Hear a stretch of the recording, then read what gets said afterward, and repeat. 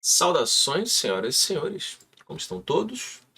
Vamos continuar nossa sequenciazinha de resoluções de prova da FUVEST. A gente vai resolver hoje prova objetiva de primeira fase de 2022, modelo V. Sejam muito bem-vindos, meu nome é Felipe Garcia, sou professor de Química há mais de 15 anos, experiência em ensino de pré-vestibular, preparatória na Escola Preparatória de Cadete do Exército, Colégio Naval, Ensino Médio, muitas aulas particulares. Pessoal que está no início da faculdade também às vezes me pede um socorro e estou aqui tentando ajudar você a complementar os seus estudos aí, fixar o conteúdo de Química, aprender o que você não sabe e, sem mais delongas, vamos resolver a prova. Bom, a gente tem aí a primeira questão de Química, é a questão 14. A gente vai ter uma tirinha, né, uma paródia, digamos assim. Vamos lá. O quadrinho a seguir mostra uma paródia entre situações cotidianas e descobertas científicas. E aí a gente tem as descobertas de alguns cientistas. No jantar dos cientistas, Mendeleev pôs a mesa e definiu o lugar de cada um. Certeza. Isso aqui é importante para a gente interpretar. Definir o lugar de cada um. Mendeleev foi o primeiro a pensar fora da caixinha em termos de organização dos elementos, né? Já haviam propostas de organização dos elementos antes, mas Mendeleev ele foi a primeira pessoa a colocar a tabela periódica do jeito como a gente conhece hoje, beleza? Watson e Crick levaram o prato principal, fuzile com sopa de letrinhas. E aí a gente está vendo, né, essas letrinhas aqui, juntamente com esse macarrãozinho aqui, né, que vai fazendo essa coisa de dupla hélice, né, justamente respectivo ao DNA, né, que Watson e Crick propuseram na forma de dupla hélice em 1950, acho que em 53. E Thomson serviu a sobremesa. Pudim de passas. É o modelo dele. Esse cara nunca ouviu falar em gotas de chocolate, aí Thomson sai magoadíssimo ali. Vamos lá. Quais os feitos científicos de Mendeleev, Watson e Crick e Thomson? Então, Mendeleev, a gente sabe que foi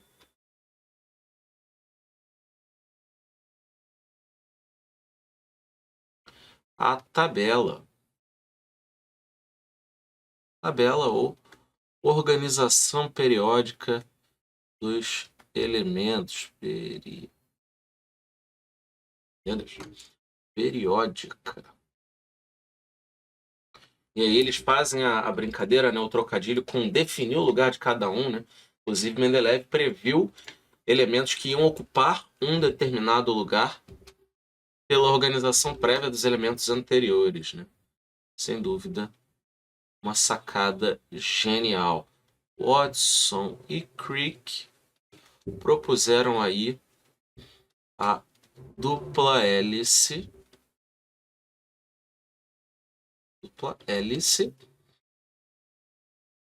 para o DNA.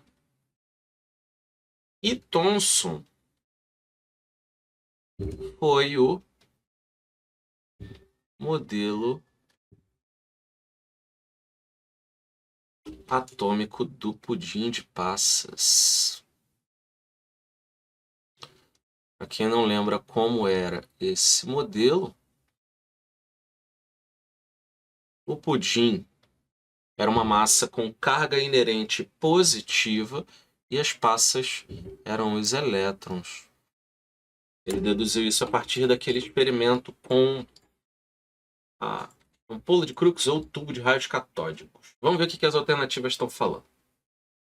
Proposição de um modelo atômico, Thomson, descoberta da estrutura dos polímeros, não, e descoberta da radioatividade, tá vendo? Letra B, organização dos elementos químicos na tabela periódica, descoberta da estrutura do DNA, proposição de modelo atômico. Temos aí uma resposta. Letra C, compreensão da reatividade dos elementos químicos. A gente tem a previsão da reatividade em função da organização periódica, mas não foi isso que Mendeleev obteve, né? Ele pegou e organizou os elementos na tabela. sem ser com base em massa. A diferença de Mendeleev para os anteriores é que os outros achavam que a massa dava a reatividade dos elementos. Mendeleev se ligou que não era isso, né? Então ele organizou não em ordem de massa, mas em grupos em termos de reatividade, né? Mas representação simbólica dos elementos também não, né? Não está falando de Watson e Crick, não deixa de ser compreensão de reatividade dos elementos no lance de Mendeleev, né? E descoberta das interações intermoleculares, então isso aqui está viajando. Definição de entalpia, não. Representação simbólica dos elementos também não foi Mendeleev que fez esse feito científico. Mendeleev organizou os elementos, né? Caracterização e propriedades colares, nada a ver. Balanceamento de equações químicas também nada a ver. Descoberta da pilha e organização dos elementos químicos em uma tabela periódica. Então, com certeza, gabarito aqui. Letra B. Vamos próxima. Questão 68. A produção do vidro tem por base a modificação da estrutura cristalina do quartzo por meio de seu aquecimento da adição de óxidos alcalinos, dentre eles o Na2O. Esse processo adiciona cátions, sódio à estrutura do quartzo, tornando-a amorfa. Amorfa é tudo aquilo que não tem forma definida.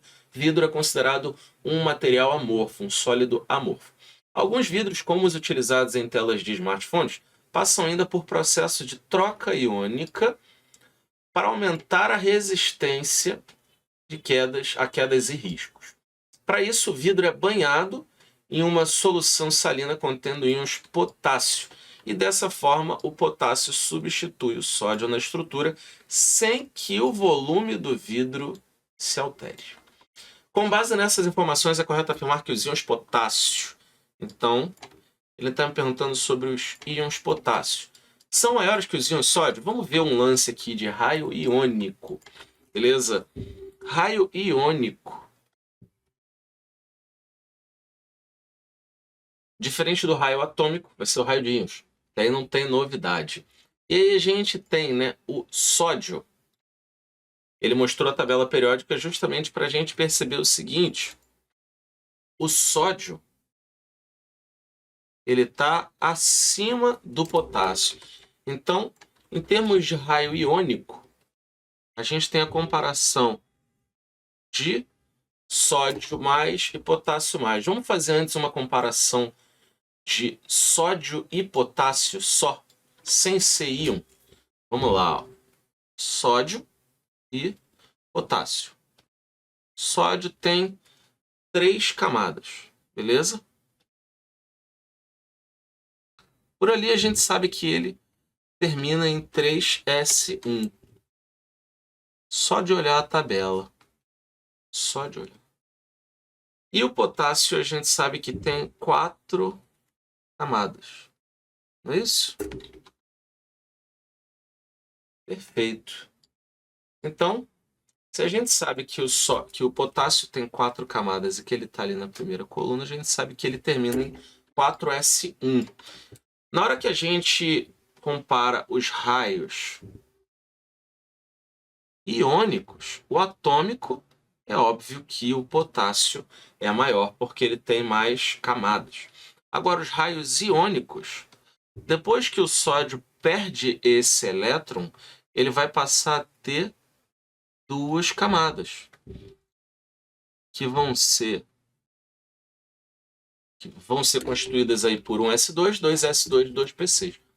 E o potássio mais, ele deixa de ter 4, ele passa a ter 3 camadas, que vão ser justamente 3S2 e 3P6. Ou seja, o íon potássio mais, ele é de fato maior do que o sódio mais, beleza?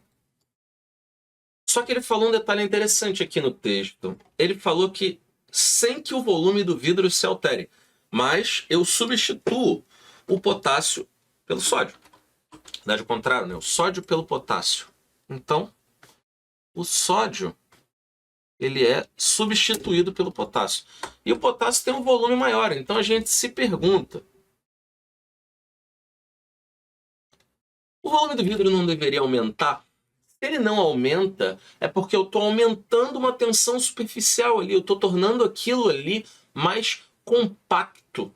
Os íons potássio têm um volume maior. Se eu estou trocando cada íon sódio por um íon potássio e o volume final não aumenta, é sinal de que eu estou deixando a coisa mais comprimida. E é aí que vem a resistência desse vidro, beleza? É justamente desse volume maior do potássio não aumentar o volume do vidro, mas sim deixar a coisa mais compacta. E aí cria-se mais resistência. Vamos ver o que as letras estão falando, as alternativas. São maiores que os íons sódio. Ok. Dessa forma, a estrutura torna-se mais preenchida e mais resistente ao choque físico. Perfeito. Completamente correto. Vamos ver a B. São mais resistentes ao choque físico os íons potássio, que foi o que ele falou aqui. Os íons potássio, eles não são mais resistentes ao choque físico. O que é mais resistente ao choque físico é o vidro, beleza? Não o íon. O caráter não é conferido ao vidro pelo íon, né? O vidro adquire esse caráter não porque o íon tem esse caráter, né? Porque a estrutura em si torna-se mais compacta, mais preenchida. Letra C. São menores que os íons sódio. Aí a gente já sabe que está errado. E tornando a estrutura menos preenchida e o vidro mais flexível. Não. Letra D. Fazem com que a estrutura do vidro deixe de ser amorfa. Não. O vidro vai continuar sendo amorfo com sódio ou potássio. Quando substituem os íons sódio, tornando o vidro menos resistente. Aí está indo de acordo, está indo contra o que o próprio enunciado falou, né?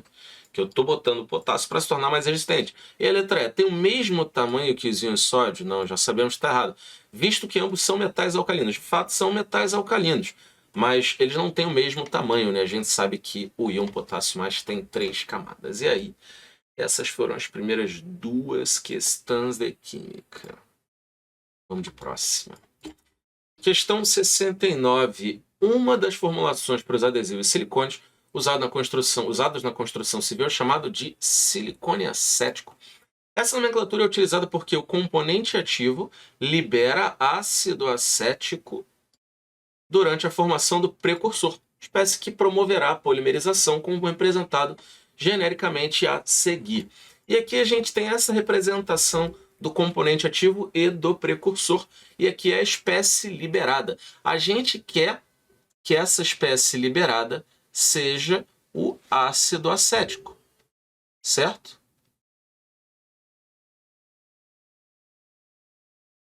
E para ela ser o ácido acético, o R tem que ser alguma coisa respectiva para ligar um OH e se tornar o ácido acético.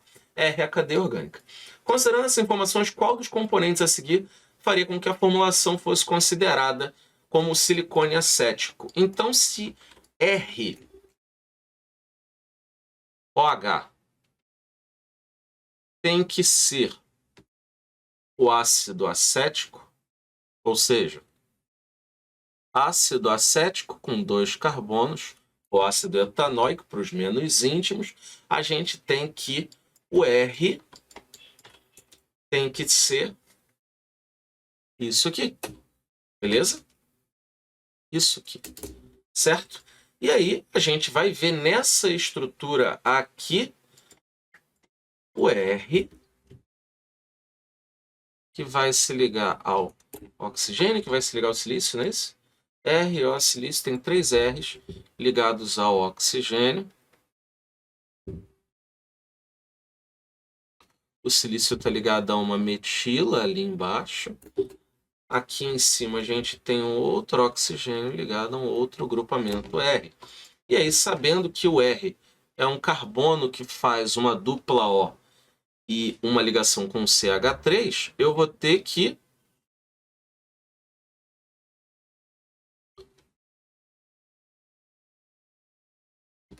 a gente tem essa estrutura aqui. Carbono que faz uma dupla O e se liga com outro CH3, aqui é a mesma coisa. E aqui embaixo tem um CH3. Então essa é a estrutura que a gente está buscando.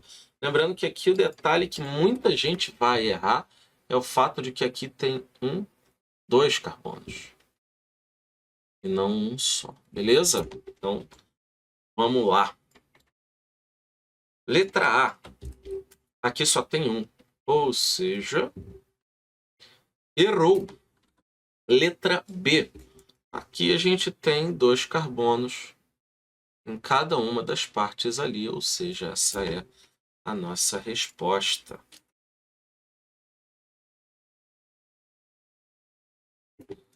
Letra C. Ela vai ter um carbono antes da ligação com o oxigênio. A gente sabe que é o oxigênio que está ligado ao silício, não o carbono. Só o carbono daqui de baixo é que está ligado ao silício diretamente, os outros não. Na letra D, a gente tem 3 carbonos, então está errada. E na letra E, a gente vai ter... Nossa, que loucura, não tem nem dupla O aqui, são vários carbonos. Então, né, esse grupamento aqui, esses grupamentos estão todos errados, não tem nem dupla O neles. Beleza, gabarito então, letra B. Simbora! Texto para as questões 70 e 71. Oxigênio e ozônio estão em constante processo de consumo e produção na estratosfera, como representado pelas equações químicas a seguir. As reações 1 e 2 ilustram etapas de produção de ozônio a partir de oxigênio. Então, as reações 1 e 2 ilustram etapas de produção de ozônio a partir de oxigênio. E a reação 3 mostra a restauração de oxigênio a partir de ozônio. Beleza. Aí a gente tem 3 reaçõezinhas, ΔH de 2 está explícito, da segunda reação não. E vamos lá.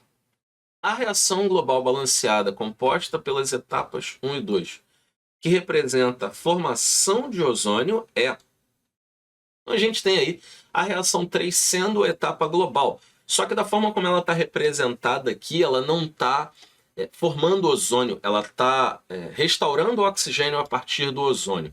Então o que a gente vai fazer para descobrir essa equação global de restauração, de formação de ozônio a partir de O2? A gente vai simplesmente inverter essa terceira reação. Então se a gente tem que 3O2, aparecendo 30 com 2, 3O2, dando 2O3. Meu Deus. Essa linha vai sair bonitinho. Menos mal. Dando 2O3. É a reação de formação de ozônio. Aqui de baixo vai ser a restauração de oxigênio. Como ele quer a formação de ozônio, então o ozônio tem que estar nos produtos, beleza? E aqui a gente tem o oxigênio.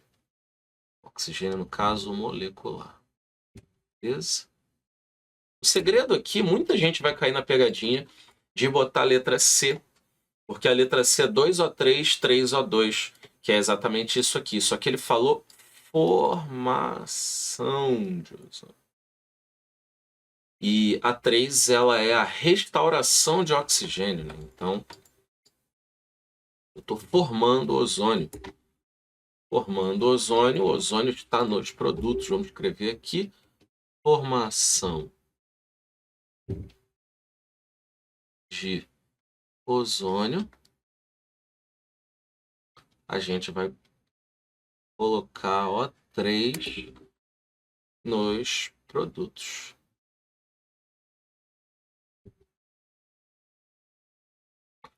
Beleza pura? Então,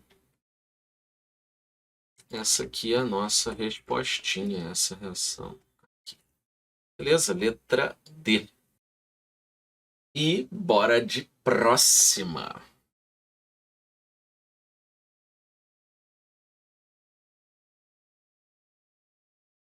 E aí continua com o texto, né? O texto para a questão 71. Vou reler para caso a pessoa chegue aqui e queira fazer só 71. Vamos lá. Oxigênio, O2 e ozônio estão em constante processo de consumo e produção na estratosfera, como representado pelas equações químicas a seguir.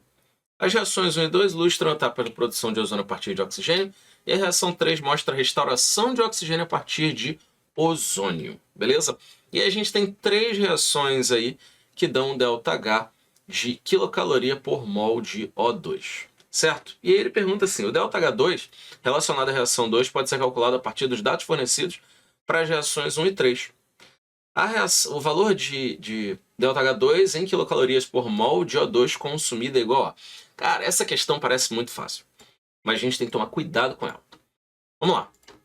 Se a gente for de cara aqui, a gente inverteria essa terceira, porque as duas reações de cima somadas dão a terceira invertida, a gente inverteria o ΔH ficaria menos 21 e a gente falaria menos 118 mais x igual a menos 21 e a gente chegaria a um ΔH2 aí de 90 e alguma coisa. Só que ele quer por mol de O2. Então vamos fazer o seguinte, a tabela está dando quilocaloria por mol de O2. Vamos multiplicar pela quantidade de O2 que tem nas reações. Então a gente vai fazer duas coisas. O primeiro passo aqui é inverter a terceira equação. Então vamos lá. O primeiro passo é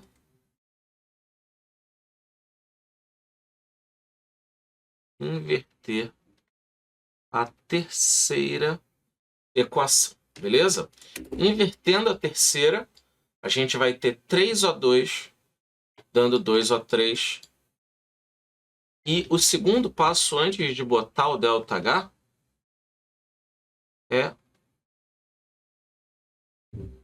não vou botar multiplicar o ΔH, senão parece que eu não estou multiplicando a equação. Transformar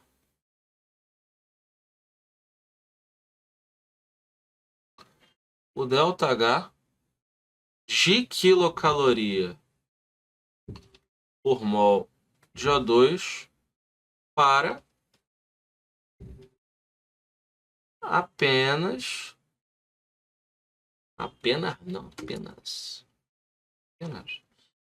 quilocaloria. Beleza?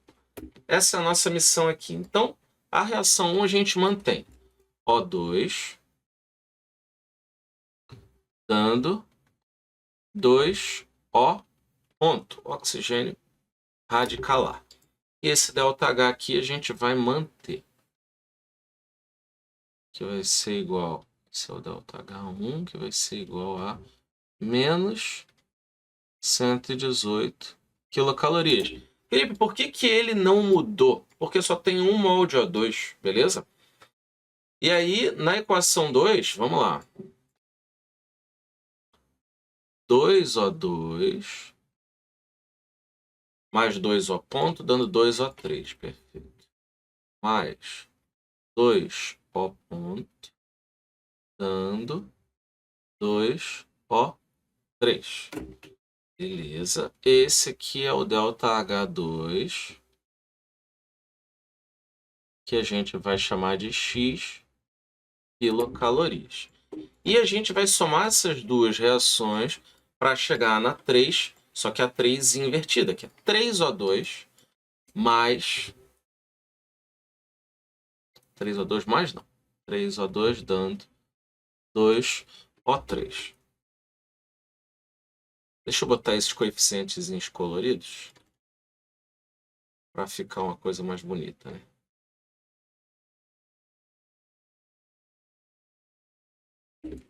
Aqui eu tenho um 2, aqui eu tenho um 2, aqui eu tenho um 2, aqui eu tenho um 2. É 2, 2, 2, não?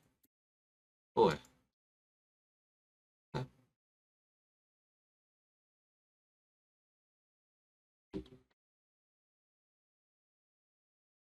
E aqui eu vou ter um 3 e um 2. E esse ΔH aqui, como eu inverti, eu vou colocar ΔH3 invertido. Beleza? Que vai ser menos 21 vezes 3. Por que vezes 3? Porque tem 3 mols de oxigênio aqui. Então, vai ser...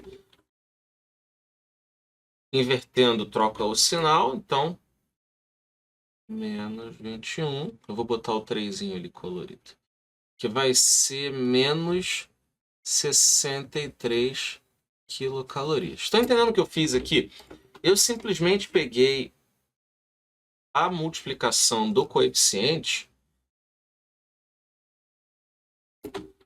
para eu poder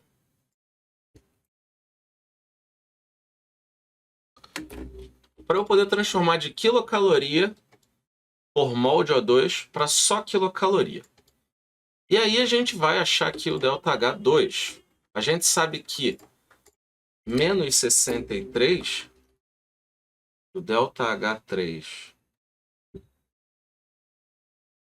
invertido, ele vai ser igual a o ΔH1 mais o ΔH2.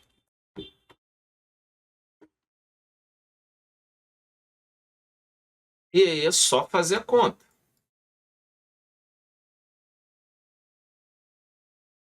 Aqui a gente vai ter menos 63. O ΔH1 a gente vai repetir, que é menos 118. E o ΔH2 a gente vai calcular. Com isso, o menos 118 vai para o outro lado e a gente sabe que o ΔH2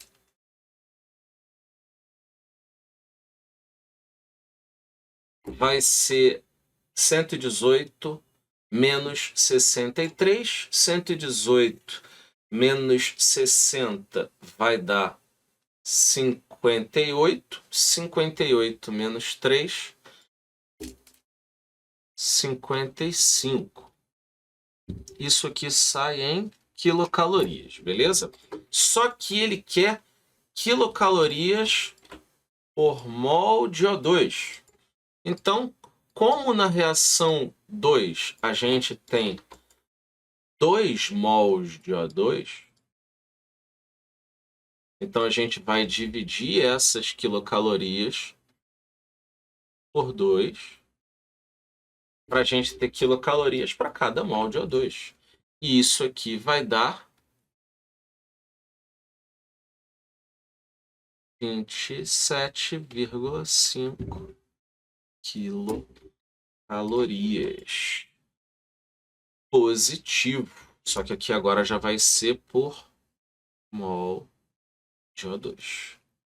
Esse O2 ali do ladinho, mol de O2, beleza? E essa vai ser a nossa resposta. É uma questão que é muito fácil de errar, sim, muito fácil. Então tem que tomar muito cuidado na hora que você for fazer essa questão, né? Questões assim, porque o truque dela está justamente no quilocaloria por mol de O2. Se eu for fazer em cima por mol de O2, eu divido por 1. Embaixo isso está dividido por 3. No meio isso está dividido por 2. Ou seja, é melhor transformar tudo para quilocaloria e depois dividir o resultado final por 2 do que trabalhar com um monte de fração, confundir a cabeça.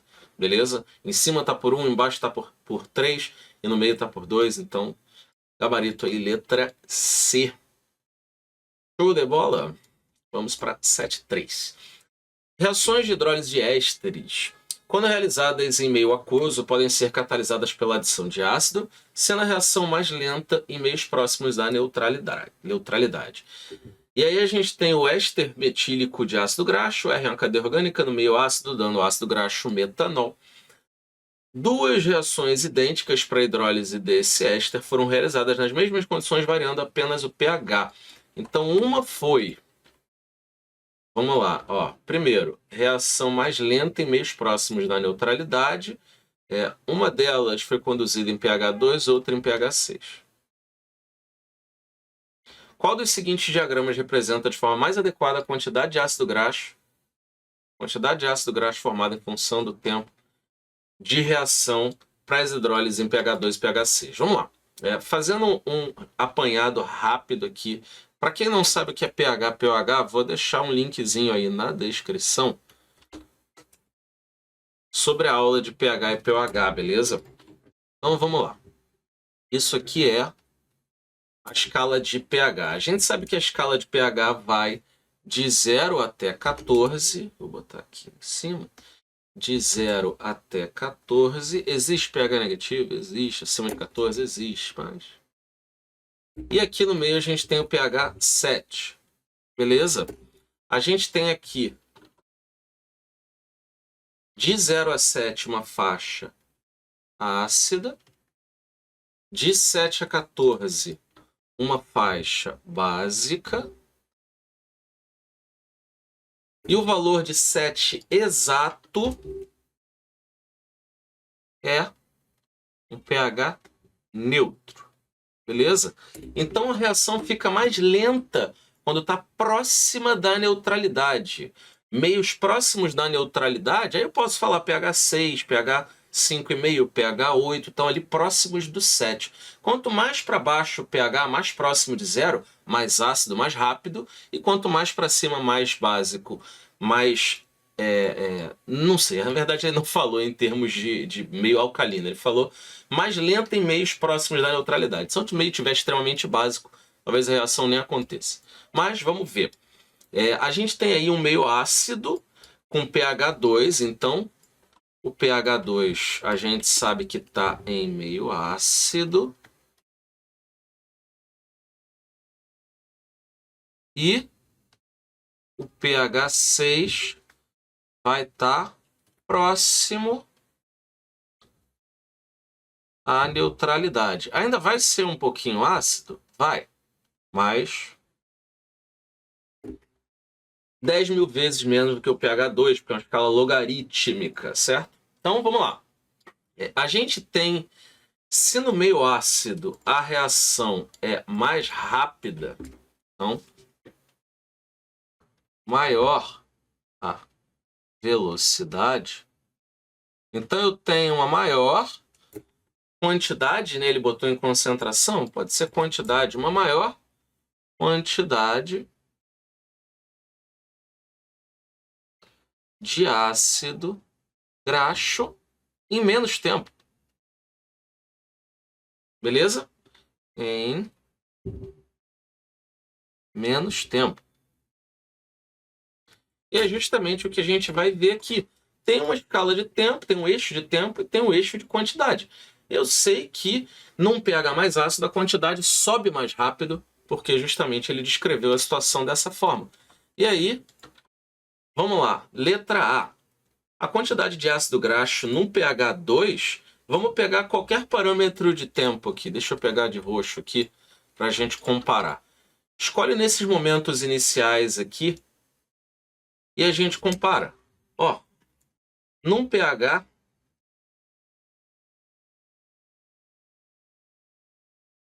no mesmo intervalo de tempo, eu tenho uma concentração, uma quantidade bem maior para o pH 2 do que em comparação para o pH 6.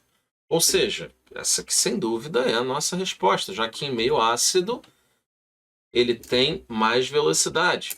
Vamos ver por que as outras estão erradas. Letra B.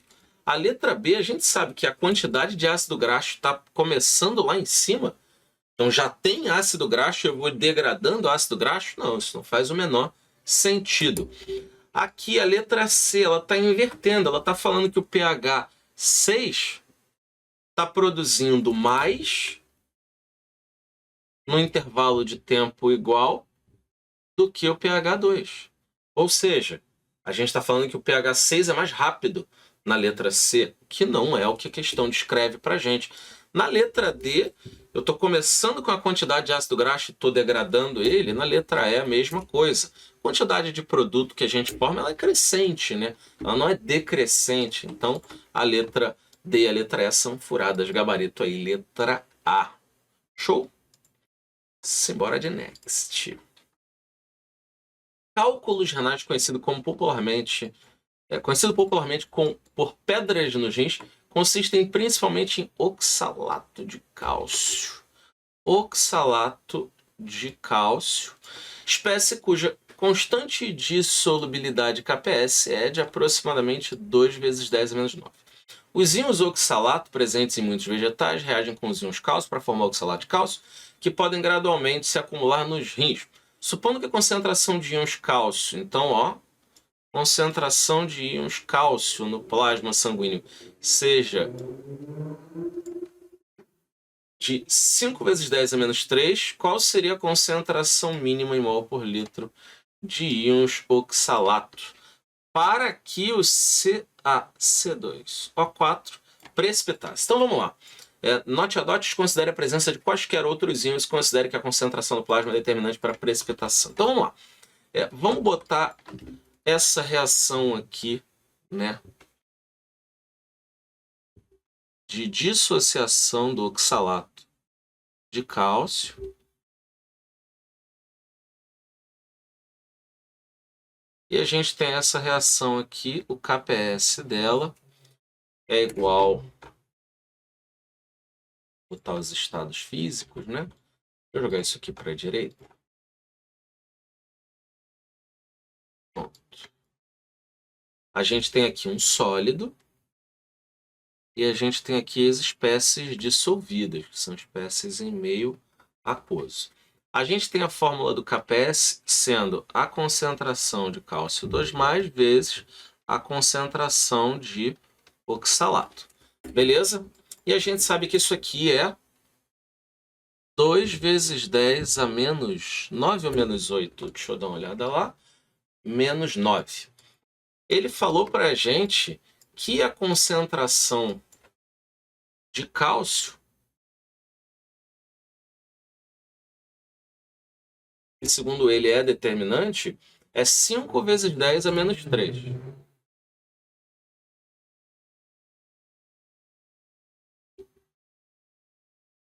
(5 vezes 10 a menos 3 mol por litro.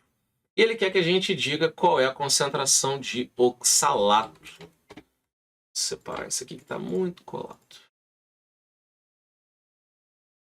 Com isso, a gente sabe que é só jogar na fórmula e a gente acha a concentração de oxalato. Então, 5 vezes 10 a menos 3 vezes a concentração de oxalato vai ser igual a 2 vezes 10 a menos 9. Ou seja, a gente tem aqui que a concentração de oxalato vai ser 2 vezes 10 a menos 9 divididos por 5 vezes 10 a menos 3.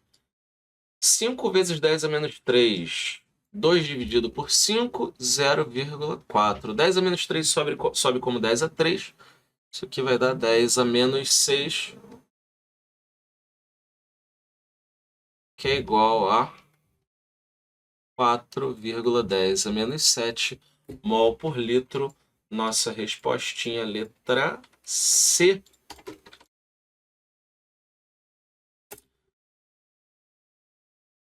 Felipe, não entendi por que quando chega nessa concentração precipita. Tem dois momentos aí. Um momento antes de precipitar e um momento que precipita.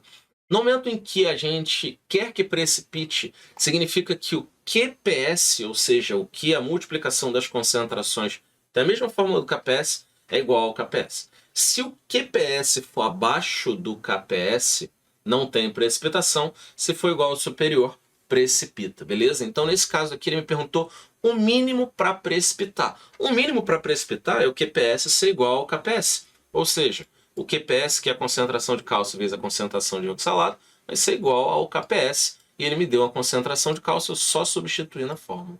Show de bola?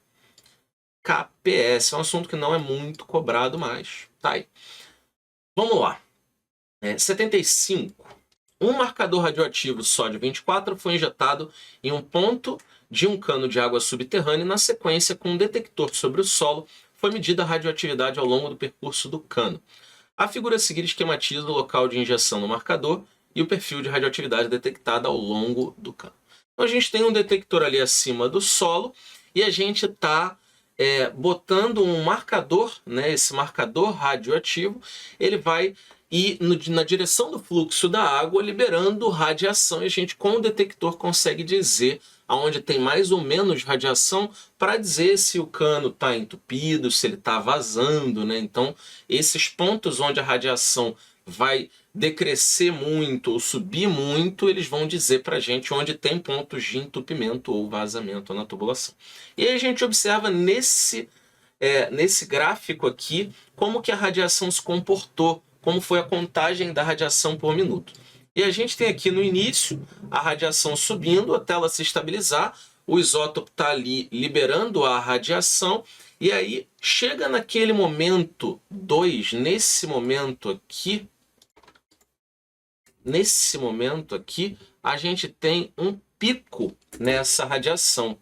E aí, depois desse momento aqui, a radiação diminui, mas ela não zera, beleza? Isso é importante. Ela vai diminuir. Então, ó, nesse momento 2 aqui, a gente vai ter o pico e depois ela não zera, ela só diminui, beleza? Então, o que que isso indica pra gente? O cano está entupido? Se ele tivesse entupido, não ia ter radiação depois. Esse momento 3, a radiação ia ser zero, não ia ter radioatividade, porque todos os íons sódio ficar retidos ali. Só que eles não ficam. Então, o que está acontecendo ali? Provavelmente tem um vazamento ou entupimento parcial. Um dos dois. Beleza? Se tivesse o entupimento completo, ia ficar tudo preso ali. No momento 3, a radiação ia ser zero. Se tivesse um vazamento completo, não tivesse mais como passar água ali, seja por entupimento, seja por vazamento total, a gente ia ter que o momento 3 também ia ser zero, porque a radiação fica concentrada naquele ponto. Então tá passando uma parte, tá ficando outra parte. Pode ser entupimento parcial ou vazamento parcial. Vamos ver o que as alternativas estão dizendo para gente. Deixa eu escrever isso aqui. Ó. Entupimento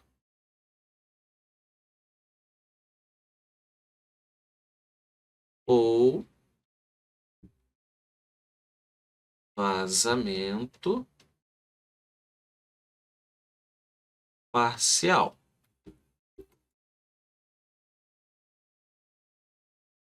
O 2 é o pico. E o 3 é menos. Menos do que o 1. Beleza. Se fosse o entupimento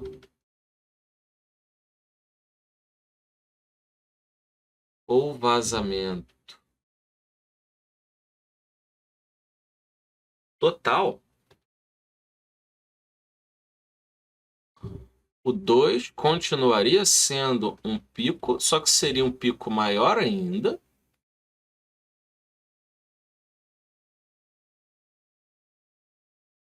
E o 3 seria zero. Por quê? Não chegaria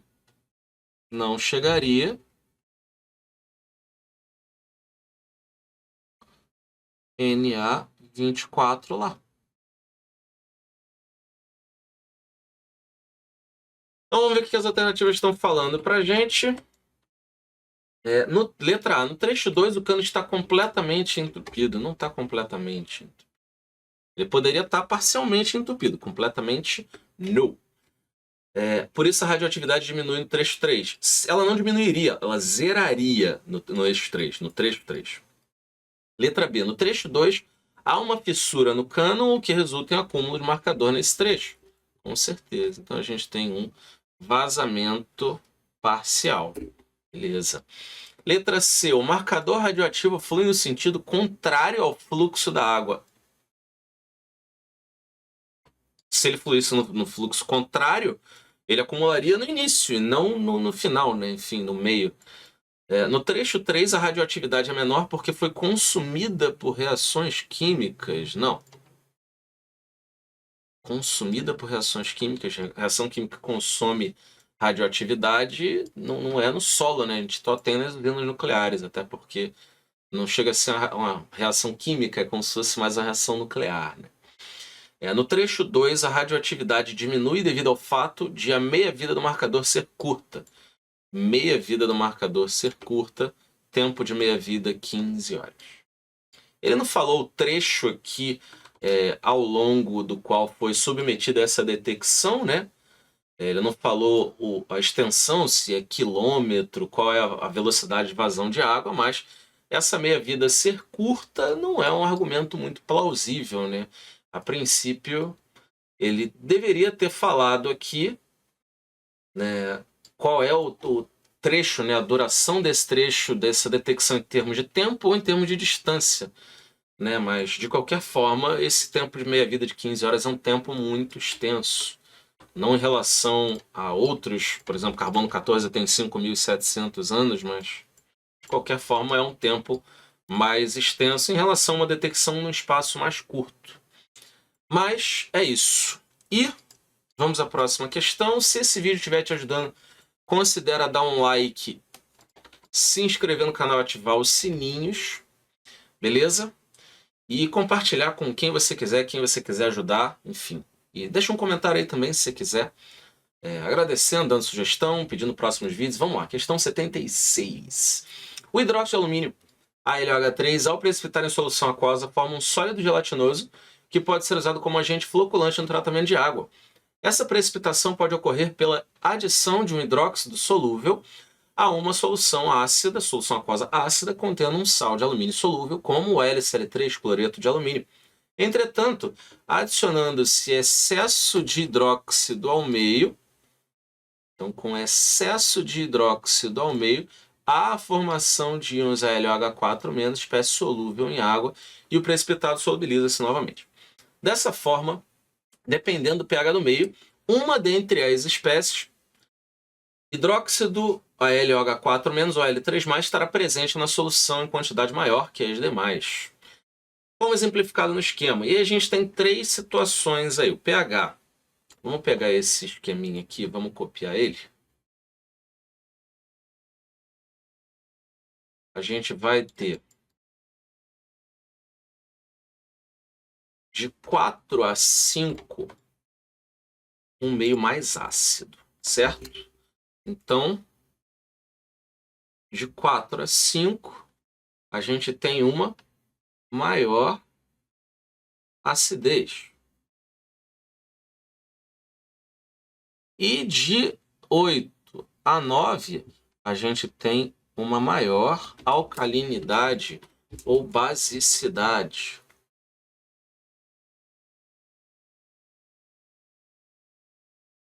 Beleza? Aqui a gente tem um meio aquoso próximo do neutro. Beleza? Vamos lá. Quando eu tenho uma base fraca, como é o caso do AlOH3,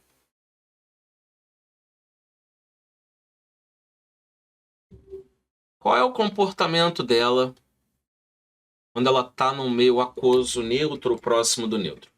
É ela ficar na forma de AlOH3, que é justamente o precipitado gelatinoso, sólido gelatinoso, que a questão se referiu. Quando eu aumento a acidez, do meio,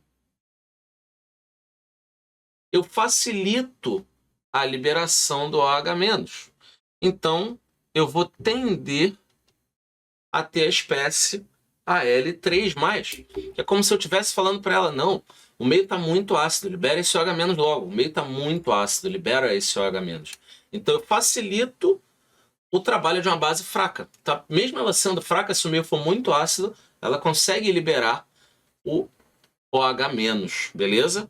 E quando eu tenho uma maior alcalinidade, aí eu vou ter muito OH-, muita concentração de OH-. Aqui em cima eu vou até escrever, né, que esse Al3+, ele vem justamente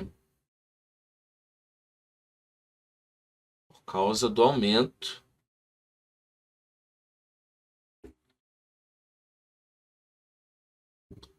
vou botar a reaçãozinha aqui.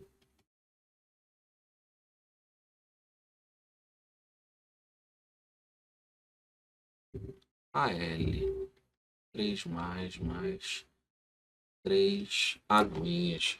E aqui embaixo, a concentração de OH- é muito alta, então qual a reação que vai acontecer?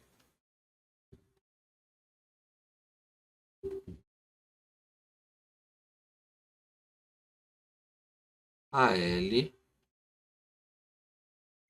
OH4 menos.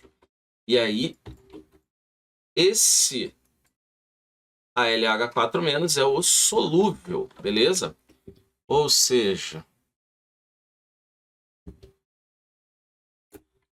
o Al3+ também vai ser solúvel nesse meio ácido, né? Meio ácido, beleza? E aí a gente já consegue dizer quem são as espécies A, B e C. A, meio ácido, então Al3+. Então A vai ser o Al3+. O B vai ser o AlOH3. E o C vai ser, em meio extremamente básico, o AlOH4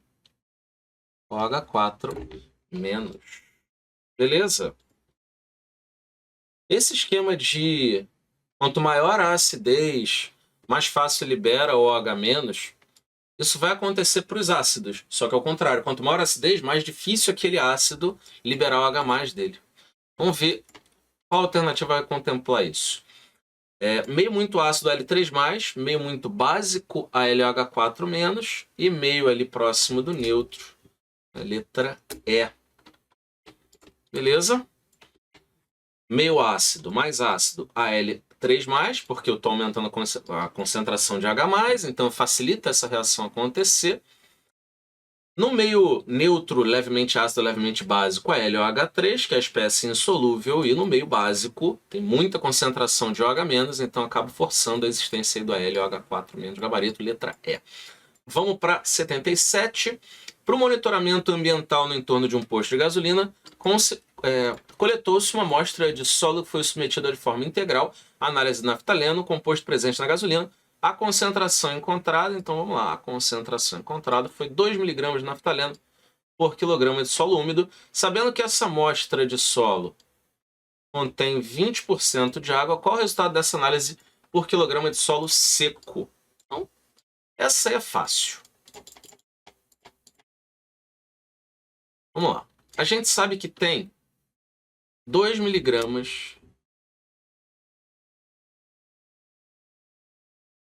de naftaleno. Vou botar aqui naft ponto em 1.000 gramas de solo. Esses 1.000 gramas vão ser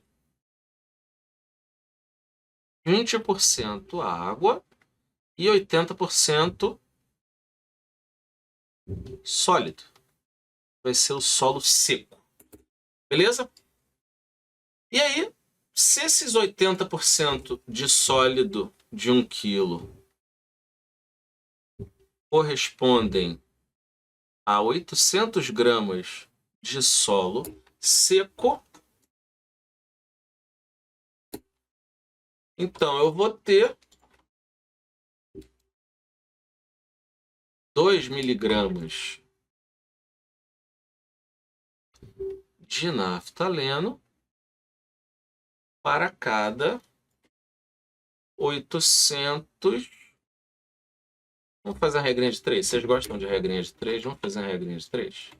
Não que seja diferente do que eu estou fazendo, né? Mas para cada 800 gramas de solo seco. Ele quer saber por quilograma. Quilogramas são 1.000 gramas. Então eu coloco o 1.000 aqui.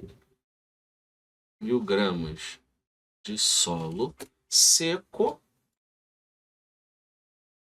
E aqui eu vou ter essa concentração de X miligramas de naftaleno. X aqui vai ser 2 vezes 1.000 divididos por 800. Eu já simplifico esses 2 zeros com esses 2 zeros.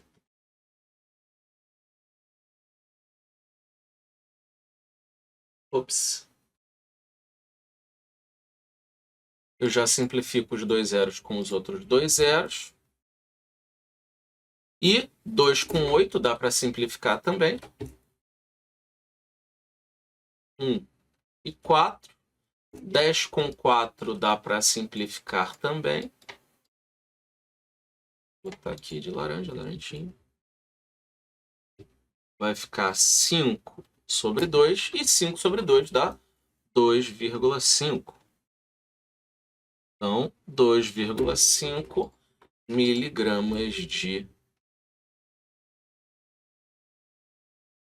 naftaleno para cada quilograma de solo seco. Também é uma questão fácil de errar. Muita gente vai achar que eu tirei 20%, então a concentração aumenta em 20%. 20% dá 2,4. Nem tem essa resposta, né? Então, é isso. Letra E. E vamos à última questão.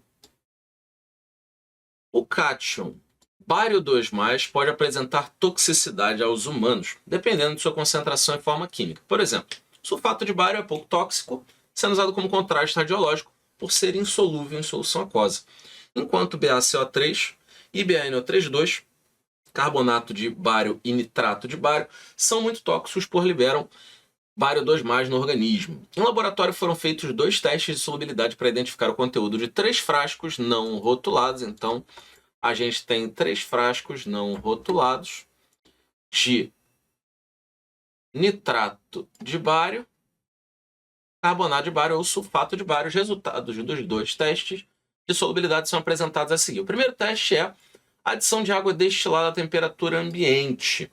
E aí a gente vê que 2 frascos, o 1 e o 2, insolúveis e não houve liberação de gás, insolúvel não liberação de gás, e o terceiro solúvel. E a gente já sabe que esse terceiro é um nitrato, né? Só de cara. Preciso saber todas as regras de solubilidade, Felipe? Não. Mas essa aqui, particularmente, ela adianta uma boa parte do processo. Todos os nitratos são solúveis. E aí, o nitrato de bário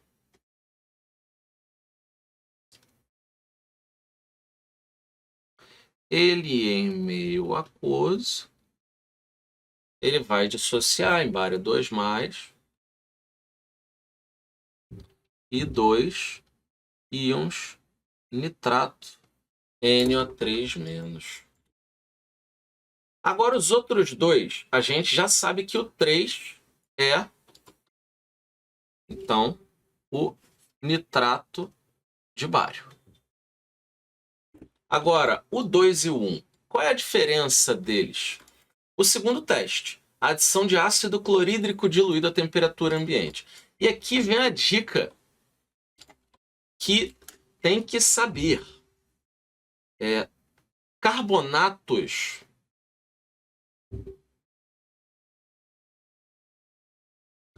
em meio ácido. Liberação de CO2. Eles decompõem liberando CO2. Vamos ver o que acontece aqui, então.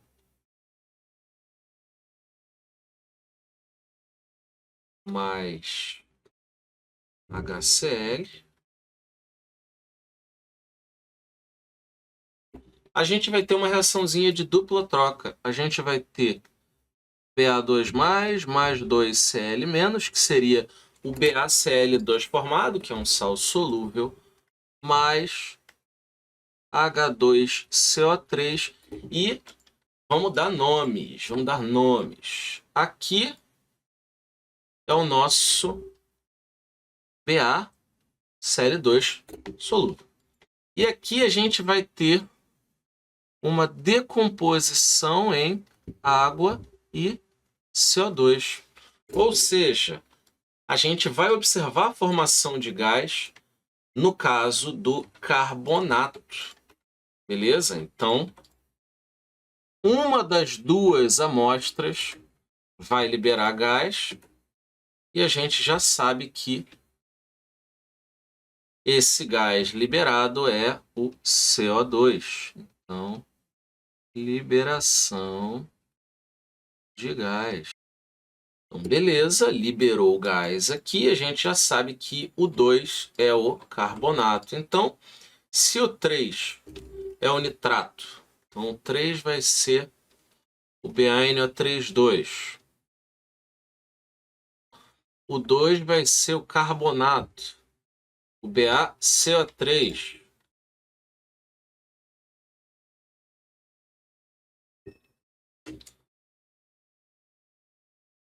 E o 1 vai ser o sulfato, BaSO4. É só ver a alternativa que faz isso. A1, sulfato, A ou D. 2, carbonato. Então, fechou. É isso, povo. Muitíssimo obrigado por ficarem até aqui. Obrigado pela paciência. Espero que eu tenha conseguido ajudar vocês. Se eu ajudei, considere dar um like aí no vídeo, se inscrever no canal, ativar os sininhos, recomendar esse vídeo para outras pessoas que você acha que esse vídeo pode ajudar. E é isso. Deixe aí nos comentários o que você achou. Se você tem sugestões para outros vídeos, se você quer outras resoluções, lance aí nos comentários que eu te respondo, te dou essa atenção muito carinhosa. Tá bom? Tamo junto. Bons estudos e até a próxima.